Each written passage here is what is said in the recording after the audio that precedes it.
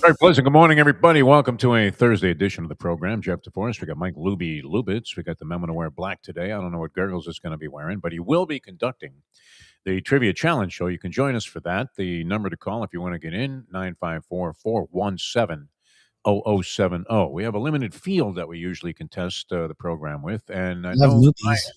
what's that? We'd love newbies. We'll take them. Hard to dig up these days. I don't know why. I guess are people reluctant to join in because the caliber of player that usually performs here and gets in on the program is so high that you're a little reluctant to compete.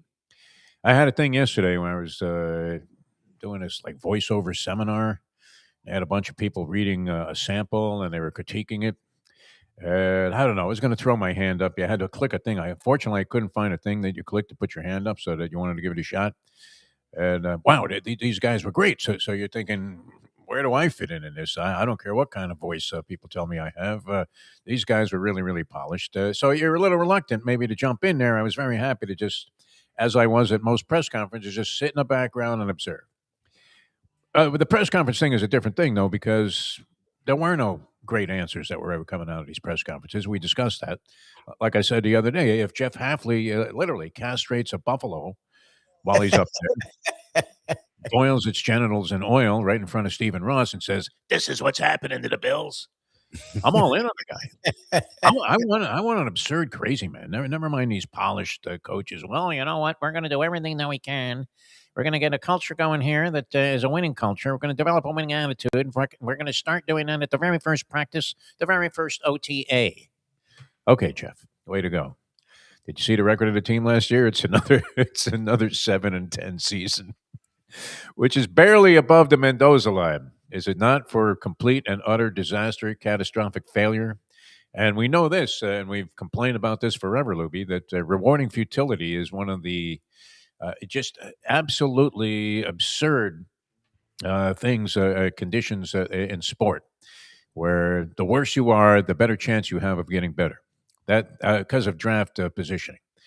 NFL definitely needs to go to some kind of draft lottery in addition, just like other leagues have. I don't know that it totally curtails the tanking aspect because you still have the best chance. I think everybody in the lottery should have an even chance, Libby. What about that?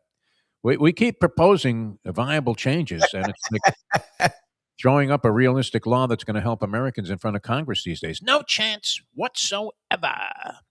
Where do we stand on the Second Amendment right now? Well, I love that. I don't know whose side I'm on anymore.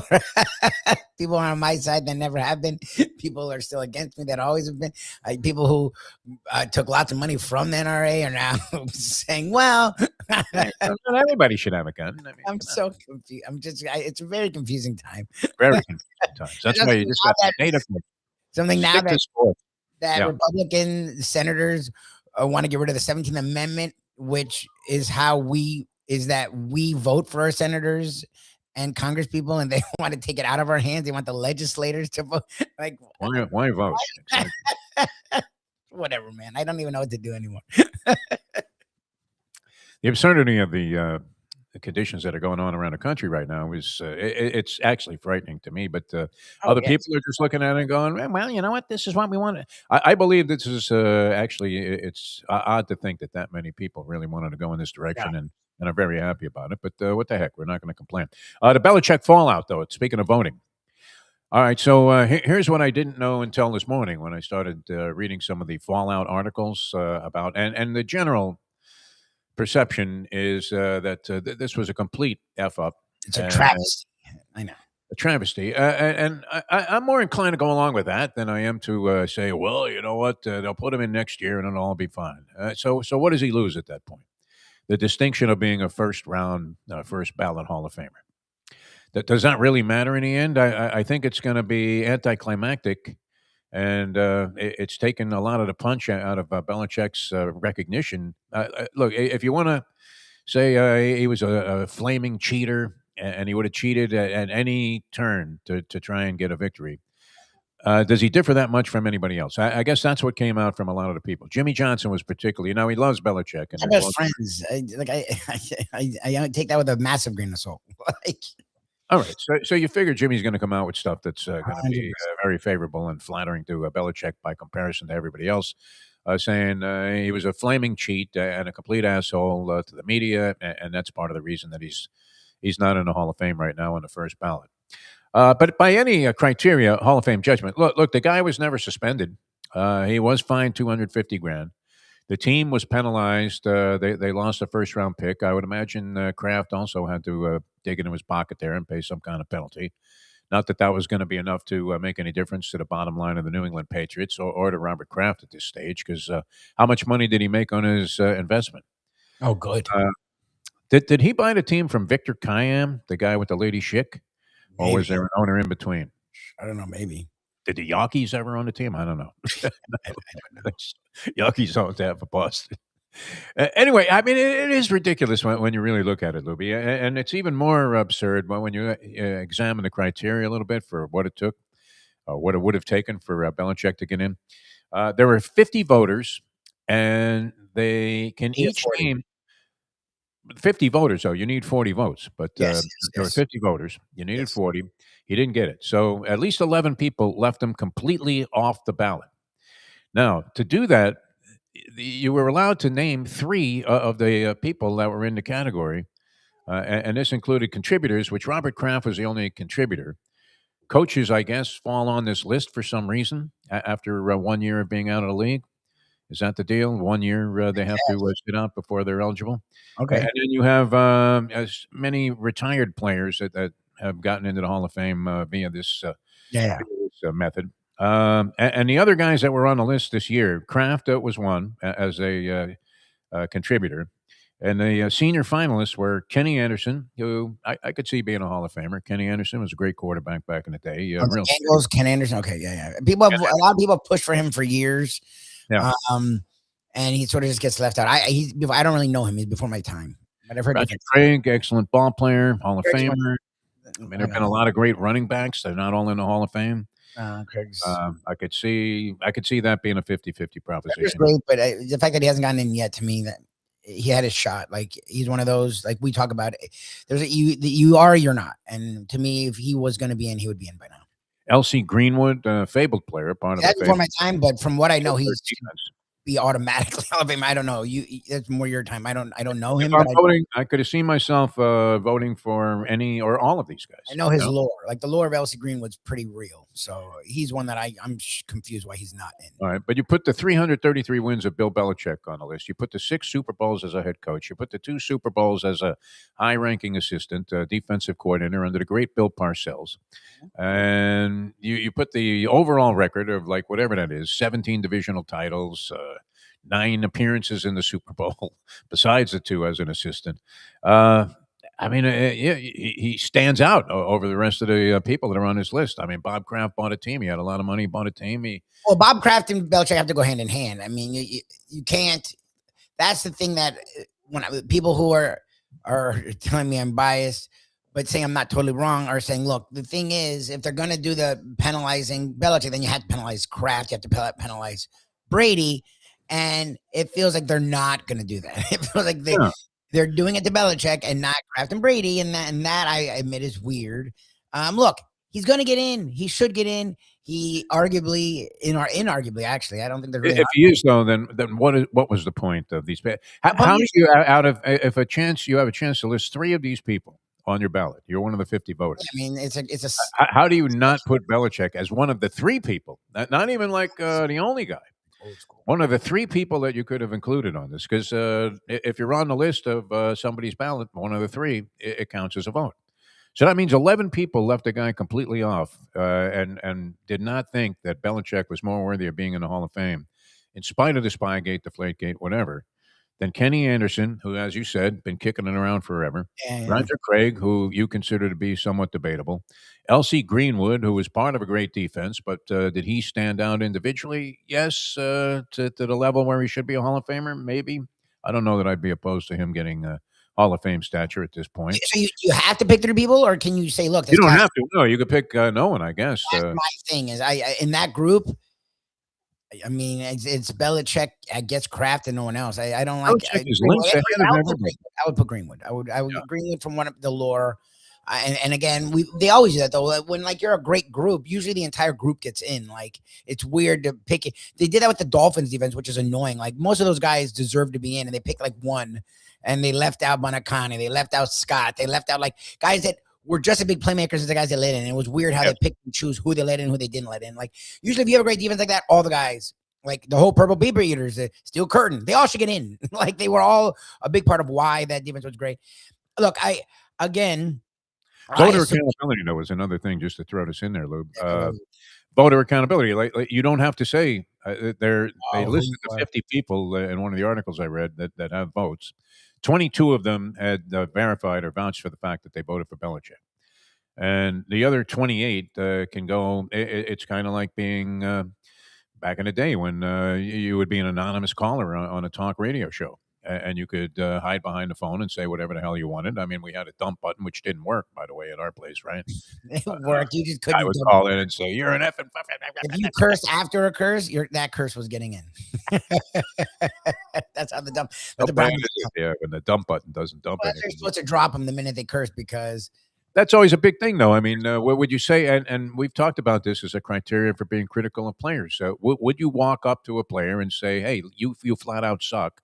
No. If you're doing this on the air and you had a chance to confront the player or be in front of that player, would you stick to the same thing? The old Jim Rome, Jim everything, right? I mean, we perfectly parodied that when I called Jim Mad Dog Manage the French Poodle for the good portion of a segment and feigned a fight that people still think was real to this day. That's funny. But would you have the courage to go ahead and say, "Hey, look, I think what you're doing is absolutely wrong." If you were standing in front of the guy, and if you wouldn't be willing to do that, then why should you be able to hide behind a microphone or whatever? And in this case, there's no accountability. I mean, nobody knows that they're not obligated to come and be transparent about who voted and who did. I think they. I don't know one guy that didn't vote Jeter in. Remember, and he never. That was ludicrous. Yeah, there was no reason for that. I mean, the only reason was why is he the first? Because I don't think Jeter deserved to be the first. But and then Mariano of all people becomes the first, which was freaking weird. Closer. Look, he deserves to be in. He'll be in. I assumed he would have got in whenever. I don't even know. So this isn't the actual Hall of Fame. This is like the vote, like the veterans, like what they do with baseball. Is that what this is? I guess maybe these are all random people that haven't played in 20 years. So this is not like the Zach Thomases, the Brian. Like this is not dudes that just retired within the last 5 years. So I don't even know what group this is. It's senior. Yeah, this is like the dudes that don't get in, but they feel bad, so they're like, maybe we'll give them a few more shots, whatever. He should have gotten in. I'm not. I was surprised they didn't put him in, but my contention, and it's well, I still don't understand how people are still talking about this thing. I don't think this is this big of a topic. I think. I think a lot of people are looking at it this way: that it really diminishes all the credibility of the Pro Football Hall of Fame. That if this guy doesn't get in on the first ballot, so what does it mean for anybody? I hate that they're putting his career in this context where the cheating gets ignored.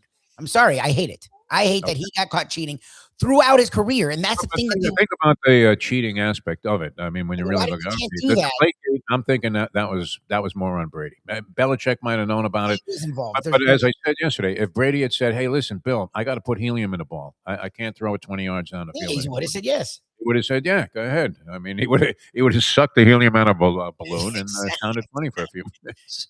I'm not saying I would have held him to it. I don't know what the hell I would have done. I'm just not going to be mad at the people that did. That's all I'm saying. Like, if you get caught cheating 3 times and well, it wasn't the real cheating. It was cheating. Like, what do you mean? Well, why does everybody cover their mouth then when they're talking? You got a pitcher that doesn't even speak English. He's on the mound there, and he's got his glove over his mouth. Yeah, you got people are trying to steal signs all day long. You got the coaches with the card over their mouth. 100%. I mean, so what are the assumption then is that they are lip readers planted 100%. All over the stadium that are going to be able to relay these signals in if you possibly expose your 100%. Lips for them to be read. He isn't the first. What's going on? I mean, of course, everybody's trying to do this. He isn't the first. He's not the last. Don't get caught. I don't know what to tell you. like I said yesterday, we all speed. When the cop pulls you over, if you start saying, I wasn't speeding, those are the people they give the biggest ticket to. Like, you have to just eat it. You got caught. You're the one that's going to get punished. Well, he got punished. Yes, that means it was egregious enough to punish him. So if it's egregious enough to punish him and someone wants to hold him accountable later on for the freaking Hall of Fame, I'm not going to be mad at them. Would I have done it? Probably not. Does he deserve to be in? Yes. Is he first ballot? Obviously. He's the best coach ever, even with the cheating. But again, as Ken will talk tomorrow, who knows how important the cheating was? I mean, the Because professor. again, what people want to forget is the third cheating was the first cheating. So if you want to say it's nothing, he got caught, he got popped, they lost $100,000 and a first round pick, and then 10 years later he does it again. If it's so useless, why would he do it again? So obviously it's not useless. Obviously it's something real, and obviously he cheated. Is everyone cheating? Yes. Don't get caught. I don't know what to tell you. Or change the rules. Again, I think it's weird they made this a big deal, because I'm not going to get mad at the people trying to hold the criminal, because that's what he is. He broke laws of the NFL, accountable. I think that's maddening to me. I think that's the world where we live in now, where it's like, he cheated. Well, you can't hold him accountable for cheating. What? I could see that side of the argument, and I would generally tend to agree with you. I just think that with the criteria for the Hall of Fame, none of this was really brought. I didn't even know he was eligible this year. Did you? No clue. No idea that Belichick was going to be a Hall of Famer. Anyway, let's skip to more trivial matters here. Got Gurgs. There is such a thing, and of course, that means we're going to bring in the king of all trivia. Well, right up there with you and the Professor Lubie with your live shows, but. And I got high praise. I had an exterminator had to come in, was having a little bug problem here. And there was a guy named John who was arbitrarily assigned to me. And as he said, is this Mr. DeForest? I said, yes. He said, I knew it was you. I know you could tell by the voice.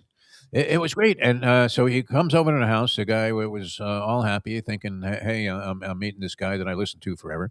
And what was his parting comments to me as I was doing something on a show? He says, the Trivia Challenge was the greatest show in the history of radio. I loved every second of it. So, and he mentioned you, Dave Gurggles Gergely, and of course, the Polyman. He asked me to do a Polyman impression. I said, I don't really do that good of a Polyman impression, but it's not a tough one. I mean, for people to recognize. But high praise for the show. High praise for you, Dave Gurggles Gergely. I wanted to pass that along. John, the exterminator, did a great job. Bugs, they tend to come out more after the treatment. That's in the beginning, in the very beginning, and then they realize it's over, Johnny. It's over. Gurggles, how are you, my friend? Good, cold. I already made my first round on the course, checking all the sand and making sure everything's square out there. And it is cold, believe me. Is it really?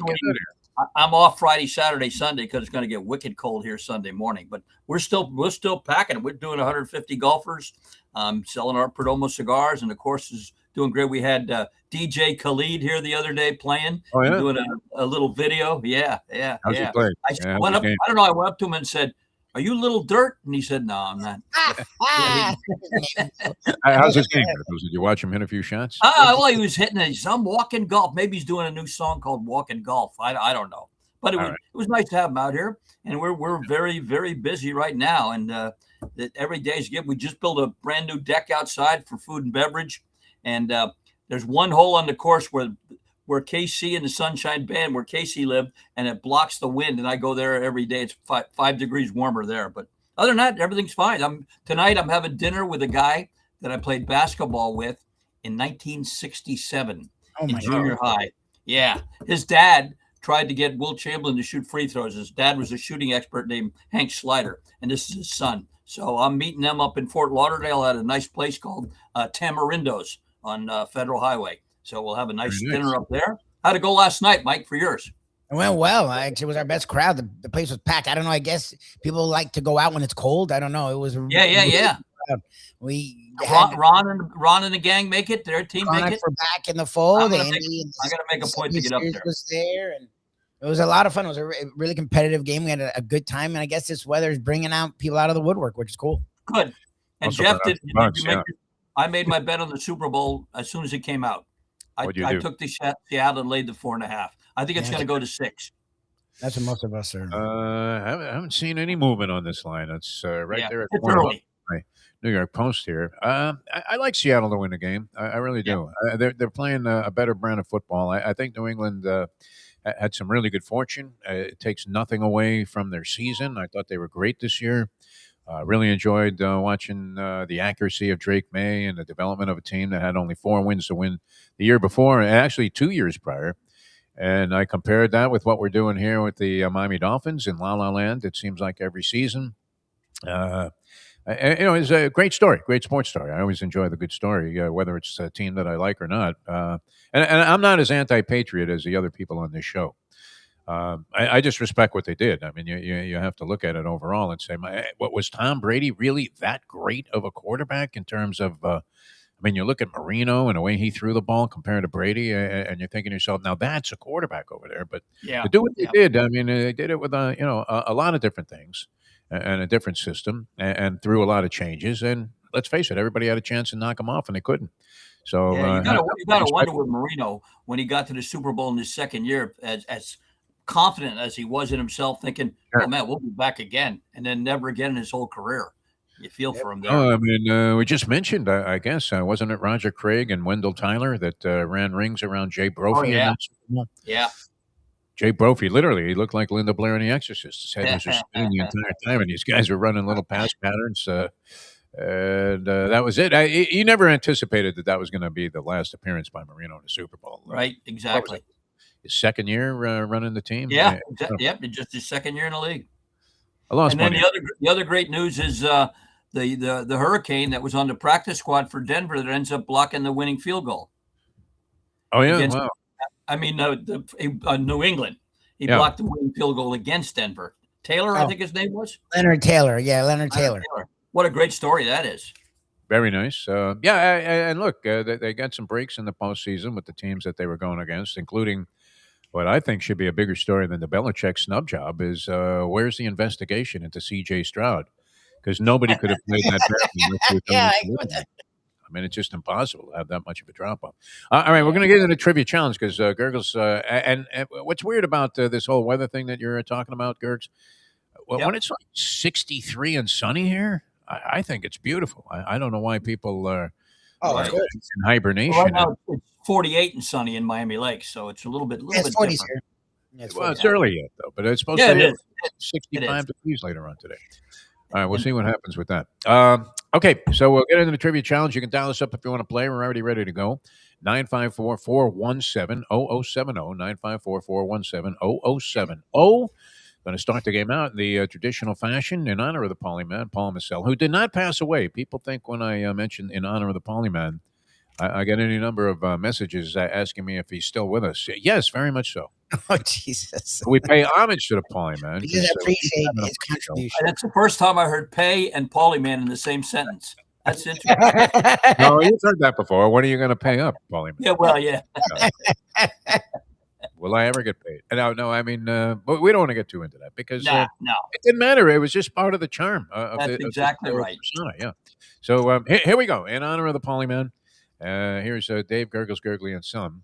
Easy baseball. This rather eccentric Hall of Famer getting on the bus when his skipper said, "Ricky, you can sit wherever you want to. You got tenure." To which he replied, "Shit, Ricky got 16 or 17 year, not tenure." Of course, that was our buddy Ricky Henderson, Florence Henderson, Skitch Henderson, or Harry and the Hendersons.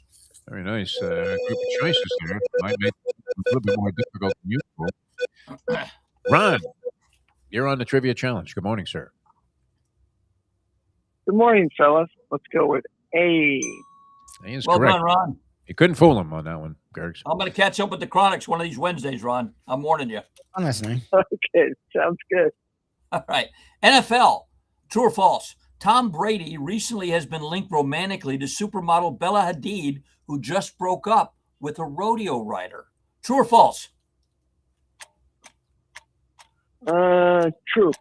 No, that's false. I don't believe half true. She did break up with a rodeo rider, but Tom Brady wasn't linked to her. No. Was he a rodeo guy or an equestrian? No, rodeo. Rodeo rider. That's a rodeo or equestrian. I thought I saw like some jumper horse. No. Whenever I try to type in equestrian on my computer, it comes up Equibase for the scratching. Exactly. All right, one going for four. 3-point question for you.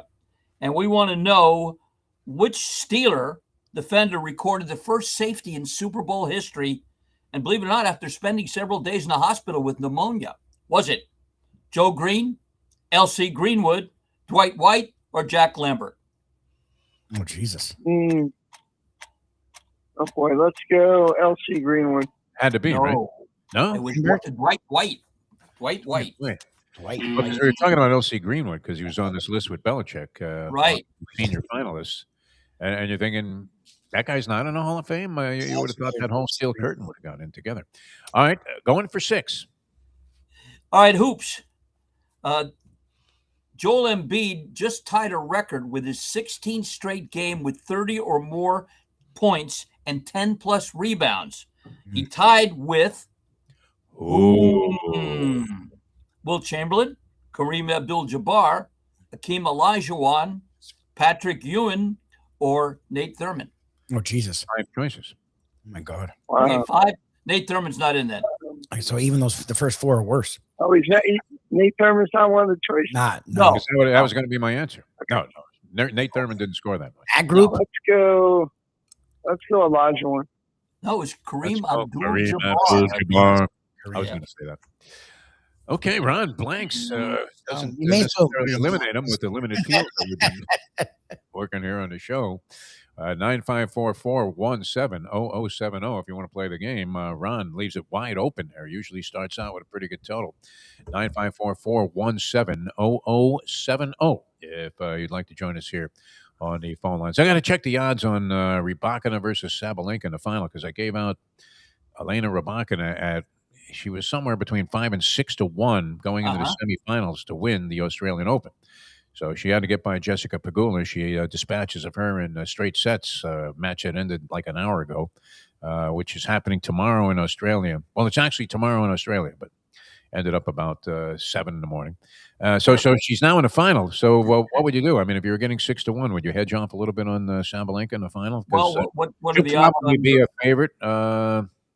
I'm going to say she'll be like you might have to lay 2 to 1 on the one you already have against to go ahead and pitch. Yeah. I would let her ride. That's what you'd have to do, right? Yeah. Just hope you win one more match. Yeah. All right, here we go. Next set of questions. Next contestant, all set to go. Here we go. And you talked about the Australian Open, so we did this on purpose for Australian sports. This comedian on Learning New Sports said, I couldn't quite remember how to throw a boomerang, but eventually it came back to me. Was that, of course, the way out there? Stephen Wright, Wilbur Wright, Orville Wright, or Danny Wright, who rode a horse at Delaware Park I had that paid $102 a long time ago. There you go. Random phone scrambler lands on Mike. Mike, you're on the trivia challenge. Good morning, sir. Good morning, Dave. He is correct, my friend. Attaboy, Mike. All right, Super Bowl, Mike, true or false? Among the most anticipated commercials in the Super Bowl, TMZ featured a picture of William Shatner driving in traffic in L.A. when he was actually filming a commercial for Raisin Bran to be in the Super Bowl. True or false? True. Yeah. Yes. That's right. Very 94, nice. 95 years old. God bless him.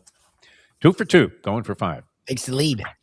All right, 1998, the Detroit Pistons drew a then record NBA regular season crowd of 61,000 plus to this Pontiac Silverdome for a 125-108 win over the 76ers, the Pacers, the Knicks, or the Celtics.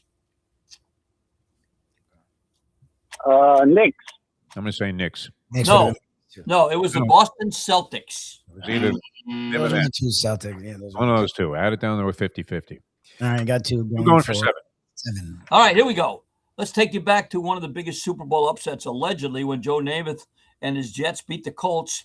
How many passes did Joe Namath throw in the fourth quarter when the Jets won over the Colts? A, 0, B, 1, C, 2, or D, 10? Jesus. 0. I'm going to say 0. That's right. Oh, very That's nice. Right. Well done. Out of it. All right, Mike, you probably will be in the finals. Just keep giving the ball to Matt Snell, Emerson Boozer. Mm-hmm. Little Pete Lamon's blocking in there. Although he wasn't a big blocking tight end. Great pass catching tight end. And then everybody remembers Namath with the one finger up as he was going out. Yeah. Yeah. Just absolutely fantastic. What a character. Way ahead of his time, huh? Joe Willie. No doubt about it. And truly, in all the times I've done Beat the Broadcaster, after he was trying to kiss that girl on ESPN, he went sober, and I met him at Ted Hendricks' tournament. He could not have been more gracious. Always was Paid a good for everybody in his foursome, but he looks like he's like 5'6" now from being bent over. Oh, yeah. But man, I'm going to give everybody a chance here. You can hear him saying that as he hands you the whatever it is, to get everybody in the contest there. Did you put it closer than all of the guys in his group? Oh, I don't remember. That's to the people. I get people coming up to me all the time and go, how many shots do you take I beat you and beat the broadcaster. And I go, I don't care. I made $10 off your shot when I charged 20. How many shots do you hit in a day when you're doing that? Oh, geez. Well, I hit one for every foursome. Sometimes I'll hit two. So maybe between 26 and 30 or something like that. But over the year, automatic mulligan as part of the rules, and are people aware? Sometimes I hit one and it goes in the water. Oh, hit another one. I go, are you nuts? I'm hitting one for every foursome. I ain't doing that again. And the back's holding up. The hips are okay. Yeah.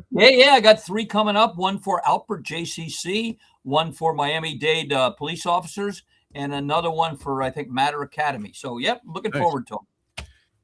Nice job, Dave Gurggles over these many years with Beat the Broadcaster. If you're having a golf tournament, give the man a call. All right, ready for our final set of questions here, and then we'll go to the finals. Oh, we're okay. Here we go. Exercise, and this is appropriate for everyone who made their resolutions. This comedian, on everyone's New Year's resolution, pondered the following. Let me ask you this. Is refusing to go to the gym, does that count as resistance training?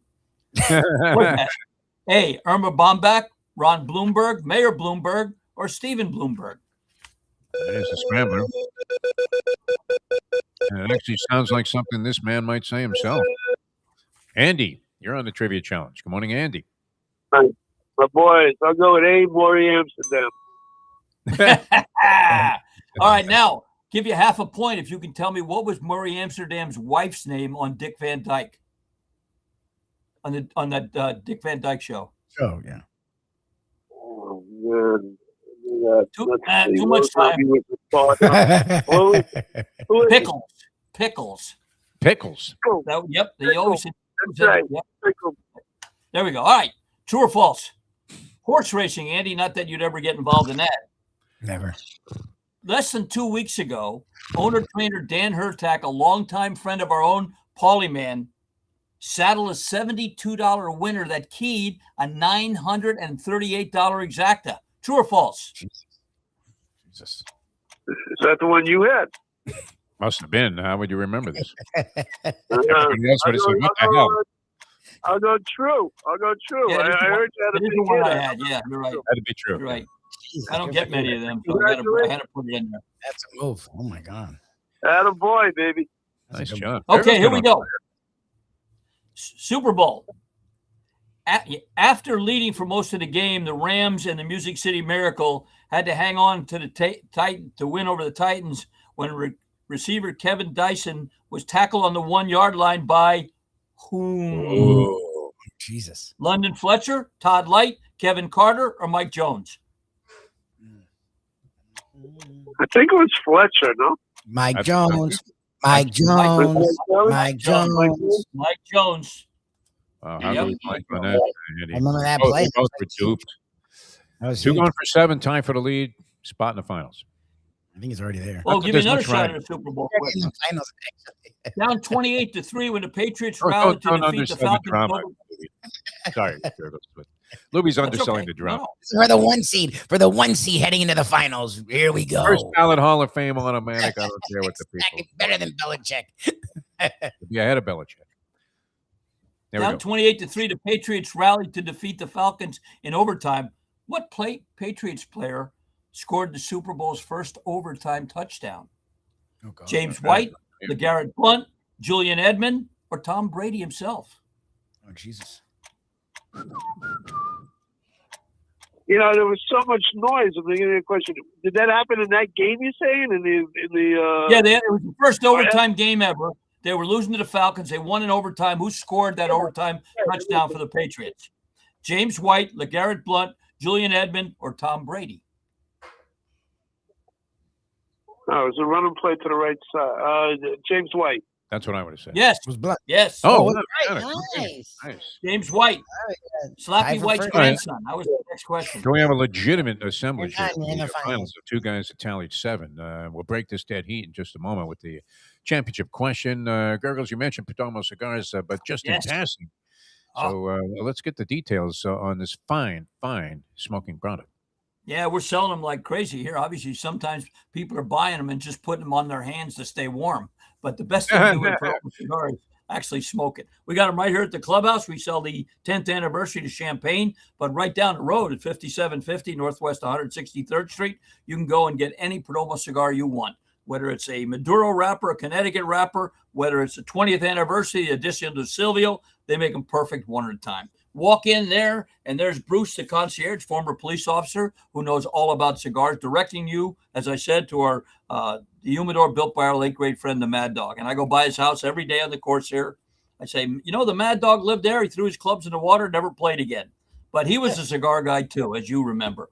So 305-627-6700, the number to call. Monday through Friday, 9 a.m. to 6 p.m. Let's say you wake up Saturday to one of them 40-degree temperatures and you want a Perdomo cigar. Well, they're closed at that location, but go online, www.perdomocigars.com, to find a retailer near that sells these great cigars.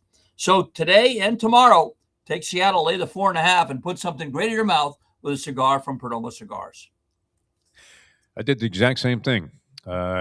After playing in a celebrity scramble where I was god-awful, and it had become, unfortunately, habitual, where none of my shots went anywhere near where they were designed to go. I picked up the clubs that I'd bought off Phil Saltzman out of a brown paper bag when he sold me a set of Tiger Sharp irons in the parking lot of the Bonaventure East course. I guess you parked for both courses there, but we're playing Bonaventure East, and I chucked them in the water, and that was it. I never picked up a golf club again. I was after being one of our biggest fans is the starter there. You know him, Mike Weaver, Earl Weaver's son. Oh yeah, he always asks about you. He always asks about you. Yep. Earl Weaver, man, and didn't he live on one of the golf courses, Earl Weaver, like Miami? I think he did. I think he lived on the one off Hollywood and 75. When you go a little west there, Grand Oaks, maybe not Grand Oaks. I can't remember. Oh he was there for a while because that's the one where we tried to do the show with the mixer, trying to lay two things of wire. We were sending phone wire, Grand Palms. Grand Palms. We were trying to hook it up under a sand trap or something through the submarine plumbing that they had going there. That was an ill-fated show. Anything that happened in the Lapination always occurred under some very difficult and strange circumstances. But there was Earl Weaver in the clubhouse that day. I don't know if you remember. Yes, he was. Yep. 4 guys, and that's when the manager came over and said, "I thought you had a following." Did I say anything about that? I mean, look where we are. We're in the middle of effing nowhere. All right, here we go. Ready for the championship round of finals. As I said, we have Andy and Mike, 2 stellar players, and they're going to compete for the title here. Dave's going to fire off a question. Call out your name, guys, if you want to answer right away. Nobody answers right away. We offer multiple choice. Sometimes we give 5 choices, sometimes more. And that happened when we had Al Winters filling in. Yes. H-I-J. What a good guy. Yeah, you don't have to go through the whole alphabet. I don't know. We're out of material here, which was a frequent occurrence. But anyway, then we'll offer multiple choice. We go back and forth till we have a winner. If you call out your name first, you'll have first chance. So here we go. Good luck, guys. Here's a rather historical fact that you probably already know. The very first Super Bowl was broadcast on not one but 2 networks, NBC and CBS. Combining those 2 networks, there were 3 different play-by-play guys working for the 2 networks, believe it or not, and I'll explain why. Which of the following was not one of the 3 original play-by-play guys on the first Super Bowl? Here we go. Curt Gowdy, Jack Buck, Ray Scott, or Jack Whitaker? Which was not? Mike got in first. Mike got in. Mike first, yeah. Mike, who was it? Huh? That's who I said. You say Buck? What did you say? I would agree with Mike. Buck. Wait a minute, who was first? And Mike said Jack Buck. And Jack said he's right because Curt Gowdy did NBC, and they switched at halftime with CBS. Ray Scott did the first, Jack Whitaker did the second. So Jack Buck is correct. Well done. Oh, good job, Mike. Starwin, Ray Scott, one of my favorites, right? Because every call was very simplistic back then. Yes. It was star, dollar, touchdown. You didn't have a Pat guy Summerall was a sideline reporter. Yeah, Summerall was a sideline reporter. Jesus, that's amazing. Very low key. I'll give you a tip. I think on TMZ you're going to see one day that Tom Brady is secretly banging Erin Andrews. Oh yeah, people think that. Wow. Yeah, because he must be giving her those coats, or else they're killing animals or something. I don't know. I think they're synthetic fur. She clarified that because she took a lot of flack. Oh, okay. No, I believe that's true. Well, perhaps if it was a true or false question, is that real or fake fur? Perhaps we'll see you tomorrow so you can stay warm. If you would ask that, if that's real or fake fur that is being featured with Erin Andrews, that probably could have been, construed as some kind of obnoxious sexual double entendre. No? That'll be on next week. Yes, but it was about the coat. All right, we're going to get out of here on that. Probably wasn't necessary to do that clarification there, Lubie, was it? I don't think so. You're something. All right, we're going to come back with more, and congratulations to our winner. That was a good tight competition. Yes, sir. Andy and Mike right down to the wire there. Mike just got in ahead of Andy. Sometimes the drama in this game is as exciting as some of these finishes that we saw in the NFL playoffs. So why do I get the feeling? I don't know. Remember when the Super Bowl was always completely anticlimactic? It was blowout city. And after all of this 2-week build-up, you would watch a completely boring game. The flowers were in the punch at halftime of any Super Bowl party. People were walking out. Hey, somebody's got me blocked. Do you know who's got the blue Lexus? That was the kind of thing you would get second quarter. You're like, well, wait a minute, man. We just parked over these cars. What are you talking about?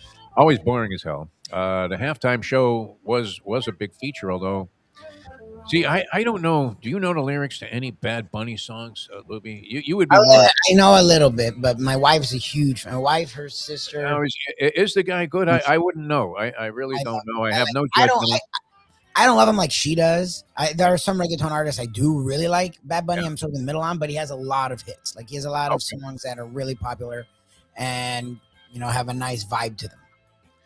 Again, and I'm not in any way. I believe all of this controversy about him being a performer there after some of what we've seen can't be, digging any further away from the Roger Goodell depiction of family values and the NFL. There you go. When you've got a guy grabbing his crotch and, they're having to bleep out the N-word. Hardly the kind of stuff that you would think was coming out of Disney. But nonetheless, the fact that the people were all flaming, right-wing extremists that were screaming about Peppa, who cares, right? That's it. The guy's... is he the biggest artist outside of Taylor Swift or ahead of Taylor Swift? Bigger than Taylor Swift. He's the biggest artist in the world. Wow. Because Americans, white people like him, and then internationally, there's no comparison. Like Taylor Swift's gotten decent around the world. He's huge around the world. I mean, his concerts. And is it merited, Lubie? Is it a fluke in your opinion? Yeah, I mean, no. He's prolific. He puts out a lot of stuff. He actually goes out of his way. He's very socially conscious. That's the funny thing is people are like, just stick to your music. His music is. It's like you're kind of like in the 70s. Like he's from the beginning. He's been putting out stuff to push the limits. And to talk about issues that exist. He's Puerto Rican. He's proud of it. And he wants people to realize how crappily Puerto Rico's treated, considering they are an American territory. Like he has multiple songs about Trump. Like the people that are like, well, they shouldn't have picked him then because his music is about what's going on in the world. It's surprising actually that Goodell would. That's the funny thing about this. Yes. The funny thing is picking him is like Kendrick Lamar times 10. Like he's just as bad and he's a bigger artist. So you're going to have way more eyeballs than you did for Kendrick Lamar. Like who's making the call on this? Jay-Z? Jay-Z. Yeah. They turned everything over to Jay-Z, and Jay-Z, look, for all the weird conspiracy stuff about Jay-Z and Beyonce, that they're in the Illuminati and all this and that, he does not mind pushing it. I give him credit. What he's done the last 2 years is put out people that the right is not going to be happy with, but I'm geeked because I love seeing them pissed off and bitter. So we'll see. He's also fun. I mean, he has a lot of good beats. You're looking to be entertained. Yes, he's very entertaining. He is very entertaining. He puts on a good show. Okay. All right. I'll look forward to it then. What will be interesting is when Kevin Frazier gets up to ask the first stroke job question at the halftime entertainment press conference. Oh, Beyonce, you look so lovely today, by the way. I've never seen anyone more beautiful. How would you like to respond to the phony losers out there that are implying that you lip sync the national anthem because you don't know the words? I mean, what are you going to say to that, right? You talk about lobbing a softball there, Lubie. That was that. And there were other people from that kind of entertainment show genre. What was that? Huh? That was it. We didn't get it. You know what was cool and that was interesting to beat was Lady Gaga when we went to that one with Lady Gaga. It was way more fun than I ever would have. It was like just out there, kind of poking fun at the whole thing. I mean, she was playing catch with Terry Bradshaw. Yeah, she was like fun. She actually answered questions and bold crap. They didn't have to do. Yeah, she wasn't looking for the stroke job. No, she was fun. Yeah, it was cool. The rest of them were like, had an aura. She actually has the biggest aura of all of them because she's out there, and she was like in jeans, and it was the most regular I've ever seen her dressed. And she was just shooting the crap with everyone. She's like a normal human being. Bradshaw. She's like, I grew up loving football. My dad's a big fan. He loves you, Terry. It was like, okay, this is weird. That was a good one. So even though you had to suffer through any number of, I guess it would be appropriate to say, insufferable press conferences, suck-up jobs for the entertainment. The one with Lady Gaga, see, it was worth going to because it was just a complete departure from what you were expecting. All right, we'll come back in just a moment, wrap things up here on this Thursday edition of the Defo Show. I don't believe, you go outside in the middle of the day with like a sweatshirt on and it's too much, Louis. End up schwitzing even on the walk of life, although these conditions are absolutely ideal for a little bit of outdoor exercise and breathing. So looking forward to that, and we're looking forward to coming back with you in a moment. Now that. The time 60 degrees, people are freezing. It's 8:49.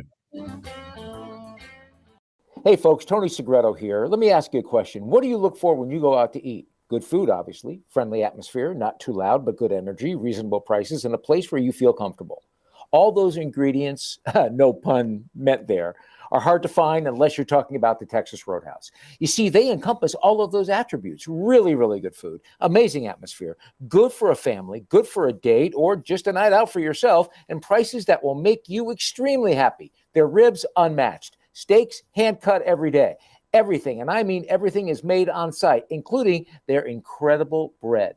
It's the one day, folks, that you can forget about low-carb diets. Trust me when I tell you, Texas Roadhouse, your restaurant, your destination when you say, where should we go and eat tonight? From the newly renovated sports bar to the beautiful bayside views captured at the Tiki Bar, Jimmy Johnson's Big Chill has it all. Located at mile marker 104, the Big Chill also offers waterfront dining while experiencing breathtaking sunset views of the Florida Keys. It's simply the hottest spot in the Keys to cool off. That's Jimmy Johnson's Big Chill at mile marker 104 in Key Largo. For more information, call today at 305-453-9066. Recently realized it's not just hurricane season.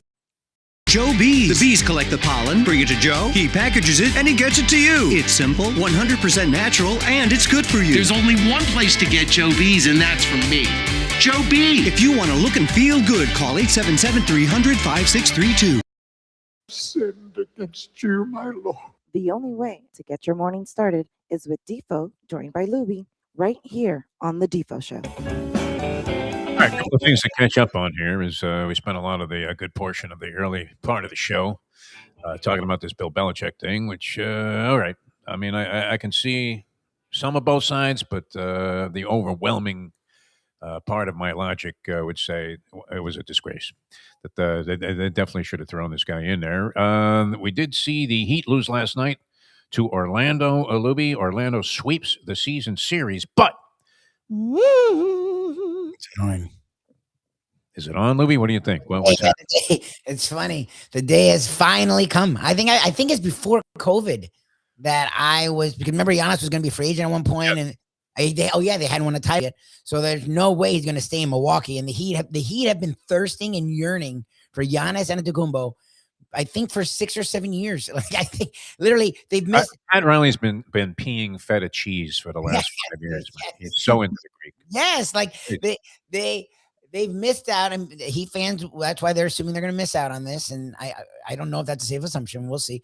But the Heat have missed out on Kevin Durant, I think 3 times. They've missed out on Damian Lillard. They've missed out on Mitchell, I think 2 times. They've missed out on a bunch of guys that they really wanted, that they put out offers, but they were always slack offers. Everyone always said they were slack offers. This is why they were slack offers. This is the one guy that they've wanted more than any whale out there. And by all accounts, it seems like he's finally available.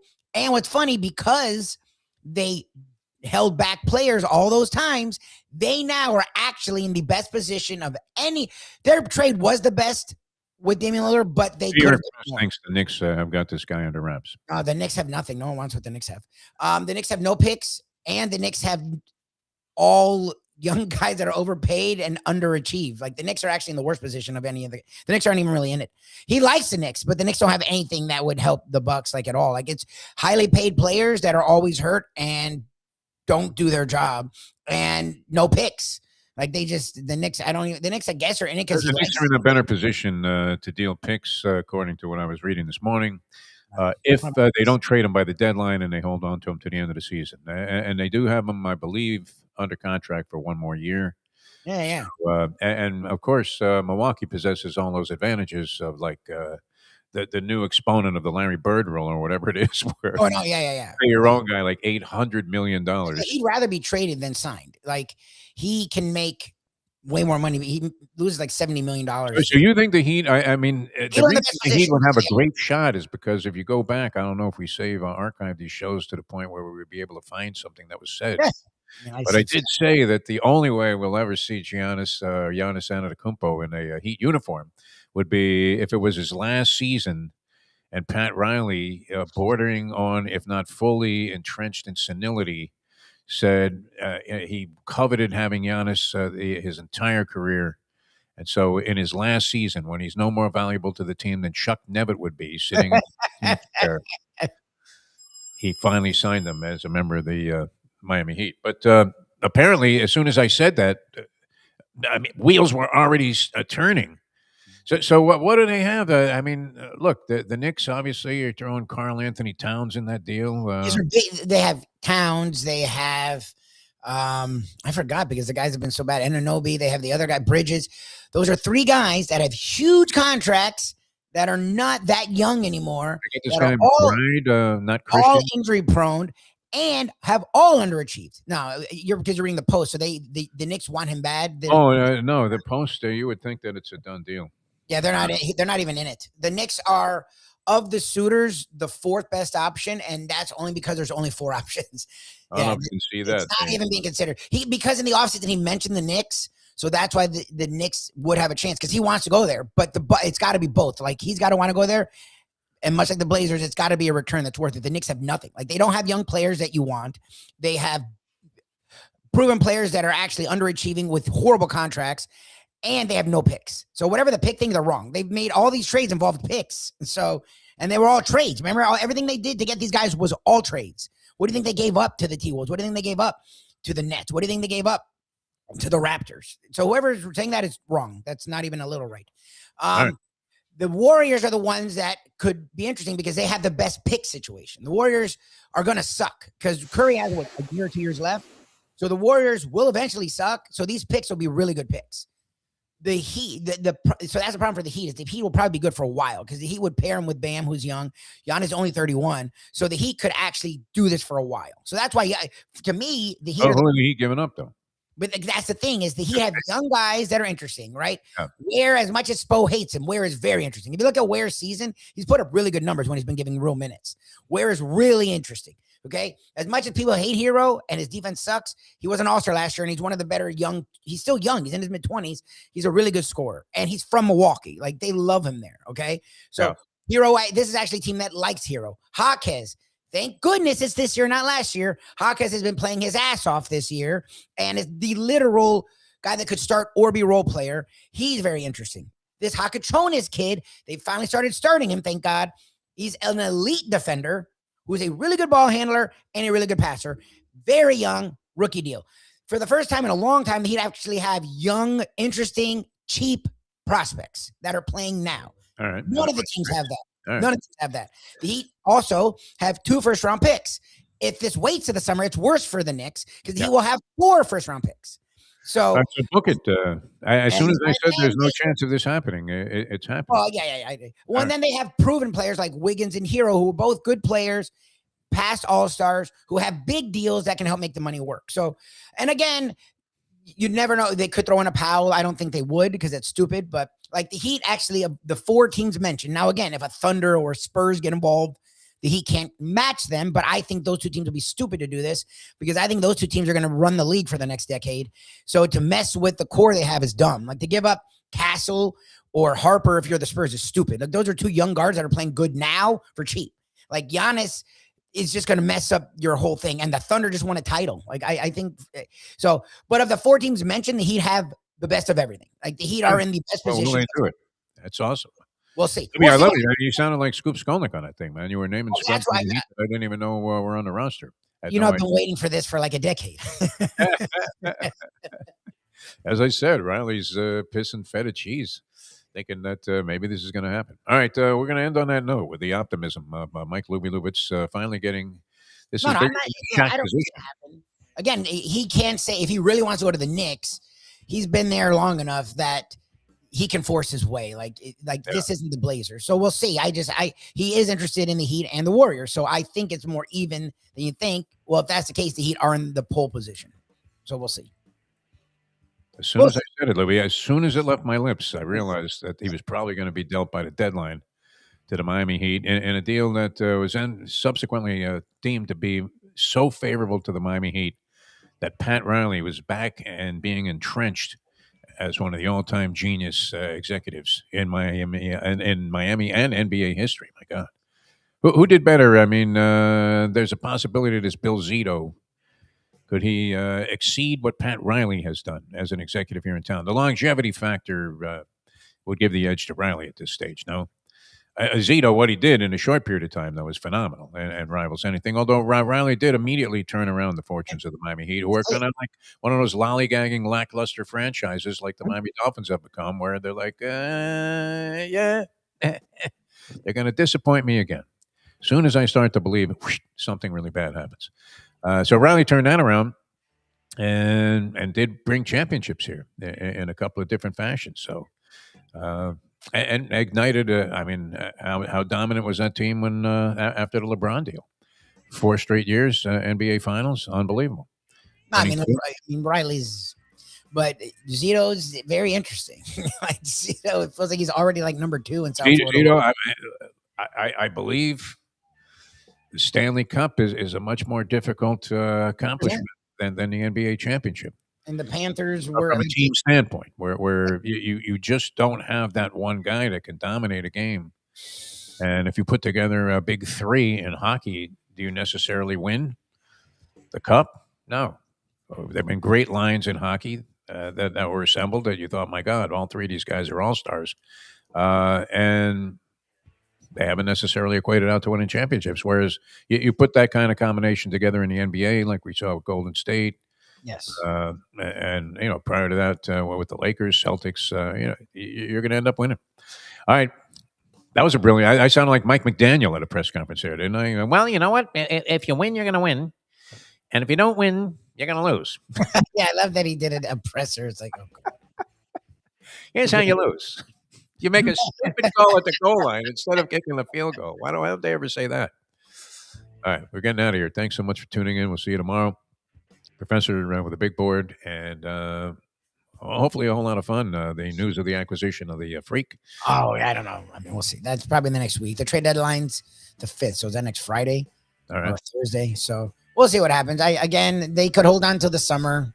So this could drag out.